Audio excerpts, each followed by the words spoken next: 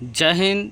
चलिए आज हम लोग 12th इंग्लिश का जो पोइट्री सेक्शन का सीरीज चल रहा था उसका चैप्टर 10 करेंगे और ये चैप्टर आपका पोएम का आखिरी होगा। इससे पहले हम लोग 9 चैप्टर कंप्लीट कर चुके हैं, उनका प्ले लिस्ट भी बना हुआ है, सभी आपको एक जगह मिलेगा। आप इंग्लिश पोइट्री सेक्शन करके आप प्ले लिस्ट भी देखेंगे तो सारा चीज़ आपको सिस्टम वाइज वहाँ पे मिल जाएगा, ठीक है। और चलिए आज हम लोग चैप्टर लास्ट करते हैं इसको। तो आप लोग अपना स्कोर भी बताएंगे और चैनल को सब्सक्राइब नहीं कर सब्सक्राइब करेंगे, बेल आइकन भी दबा लेंगे और लाइक भी करेंगे। लाइक करेंगे तो मुझे मोटिवेशन मिलेगा कि चलो आप लोग के लिए ठीक है, ठीक है। तो आई होप आप सब कर लेंगे। और चलिए शुरुआत करते हैं चैप्टर 10 का। और चैप्टर 10 देखा जाए तो चैप्टर 10 जो है आपका क्या है, क्या नाम है चैप्टर 10 का? चैप्टर 10 है आपका माय ग्रैंड मदर्स हाउस, यानी कि मेरी दादी माँ का घर की बात हो रही है। अगर इनके हम लोग पोइट की बात करते हैं तो इनके पोइट कौन है? कमला दास, ठीक है। और ये कमला दास का जन्म कहाँ हुआ था? ये केरल, इंडिया में ही जन्म हुआ। यानी कि आप कह सकते हैं ये इंडियन पोइटेस है। कवि होता है तो पोइट, और कवित्री है तो इसीलिए किसको क्या बोलेंगे? पोइटेस बोलेंगे, राइट। चलिए ये इंडियन पोइट्स है, केरल में इसका जन्म होता है। और ये इंग्लिश के साथ साथ मलयालम भाषा में भी काफ़ी ज़्यादा ये अपना एक कह सकते हैं एक प्रकार से अचीवमेंट, उपलब्धि जो है इन्होंने प्राप्त की है। चलिए हम लोग शुरुआत करते हैं इस चैप्टर का। और चैप्टर में एक दादी माँ की कहानी है और कमला दास अपनी दादी माँ से बहुत ज़्यादा प्रेम करते थे, उन्हीं के बारे में बात करते हैं। इनका एक खुद का ऑटोबायोग्राफी भी है। ऑटोबायोग्राफी का मतलब आप कह सकते हैं क्या? ऑटोबायोग्राफी का मतलब होता है ये, आप इस क्वेश्चन को याद रखेंगे, कभी कभी ऑटोबायोग्राफी से क्वेश्चन आता है। ऑटोबायोग्राफी का मतलब होता है, ऑटोबायोग्राफी का मतलब होता है जीवनी, खुद का जीवनी। तो इनका खुद का ऑटोबायोग्राफी था जिसका नाम अगर देखा जाए तो माय स्टोरी। क्या था इसकी ऑटोबायोग्राफी? इसके खुद की जीवनी का बुक इन्होंने अपने जीवनी पे लिखी ऑटोबायोग्राफी, उसका नाम क्या था? My story. देखिए ये कमला दास थी, हिंदू थी, और बाद में ये क्या होता है, कुछ ऐसे मतलब कुछ इसके जीवन में इंसिडेंट, कोई ऐसी घटनाएं घटी होगी जिसकी वजह से इन्होंने अपना धर्म परिवर्तन करके ये इस्लाम धर्म को एक्सेप्ट कर लेती है, ठीक है। बाद में ये अपना नाम कमला दास से कमला सुरैया भी रख लेती है, ठीक है। तो चलिए थ्योरी आप लोग जानते ही होंगे, अगर थ्योरी नहीं जानते तो पहले आप लोग थ्योरी पढ़ लीजिए, क्योंकि बिना थ्योरी जाने ये आपसे ऑब्जेक्टिव नहीं बनेगा। और याद रखिए ये आपके लिए वेरी वेरी इंपॉर्टेंट है और आपको एग्जाम में दिखेगा, सीधा क्वेश्चन यहीं से दिखेगा, ठीक है। तो आप लोग प्लीज़ इसको अच्छे से करिए और बताइए कि अपना स्कोर आप कितना सही कर पा रहे हैं। चलिए पहला ही क्वेश्चन का आंसर करिए आप लोग।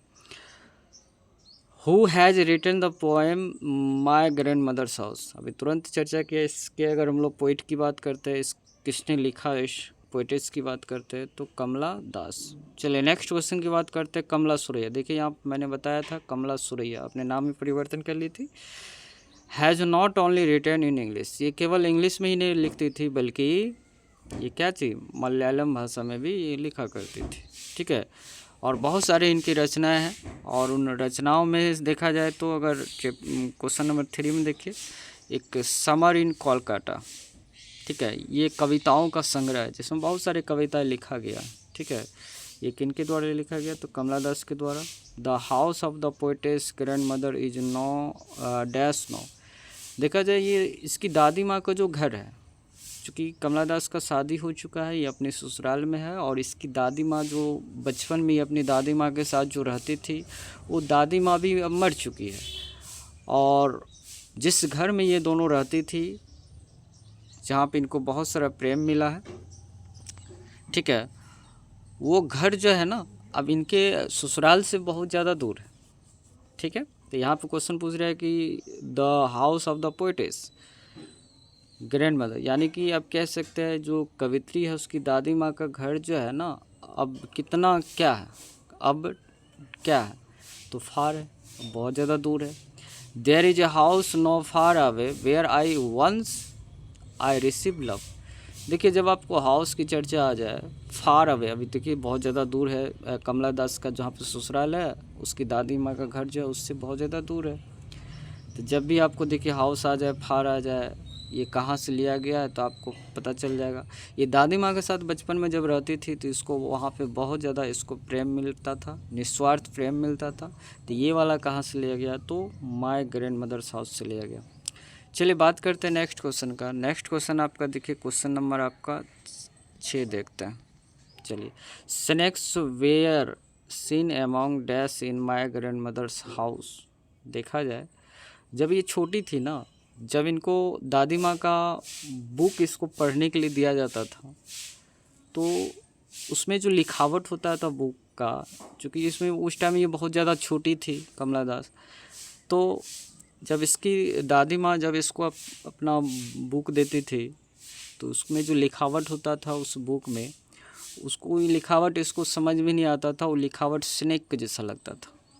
ठीक है, जैसे होता है ना कि बचपन में हम लोग को जब पढ़ने के लिए कहते हैं तो फिर मामला उल्टा हो जाता, पढ़ने मन नहीं लगता या लिखा हुआ चीज़ समझ में ही नहीं आता और एकदम शांत हो जाता है, एकदम शरीर ठंडा पड़ जाता है डर के मारे कि आप पेरेंट्स मारेंगे, टीचर मारेंगे। ठीक है, तो यहाँ पे कमला दास को कुछ ऐसा ही लगा, उस बुक के बीच में इसको जैसे स्नेक जैसा लिखावट लग रहा था, टेढ़ा मेढ़ा जो लाइन था।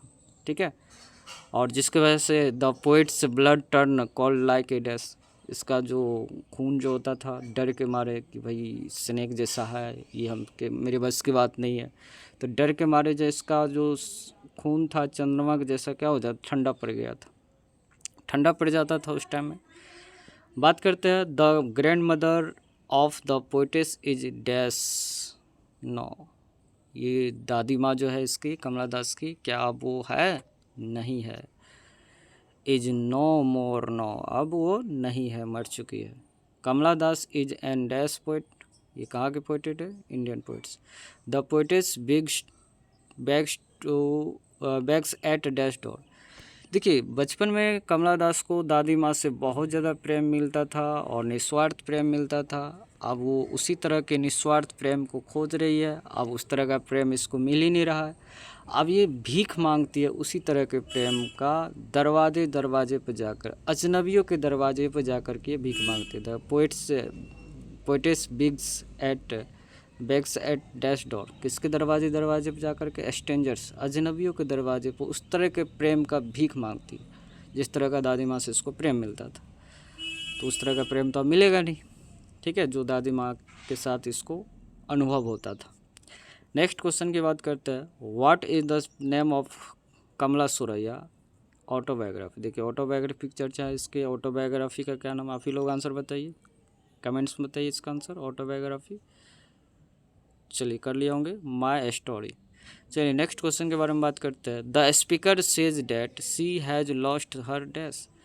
स्पीकर जो कमला दास है वो कहती है क्या कि अब वह जो है ना डैश खो चुकी है, मतलब कि एक रास्ता भटक चुकी है, एक वे खो चुकी है। अब उस तरह के प्रेम वाला जो वे था अब उस भटक चुकी है। ठीक है, चलिए नेक्स्ट क्वेश्चन करते हैं।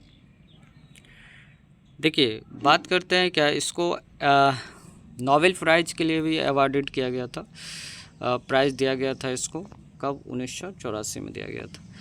बात करते हैं क्या, what happened to the house after the grandmother dead. Grandmother दादी माँ के मरने के बाद जो है कैसा परिस्थिति हुआ, किस तरह का माहौल बना? तो भाई जिस घर में दादी रहती थी ना, the house withdrawal into silence, वो घर क्या पड़ गया? साइलेंस पड़ गया, सन्नाटा पसर गया उस घर में। ठीक है, चलिए नेक्स्ट क्वेश्चन की अगर हम लोग बात करते हैं, summer in Kolkata was published in dash. ये समर इन कोलकाता का है, बताइए। ये कलेक्शन ऑफ पोएम है जिसको कमला दास ने लिखी है। तो ये कहते हैं कि कब इसको पब्लिश किया गया था, तो 1963।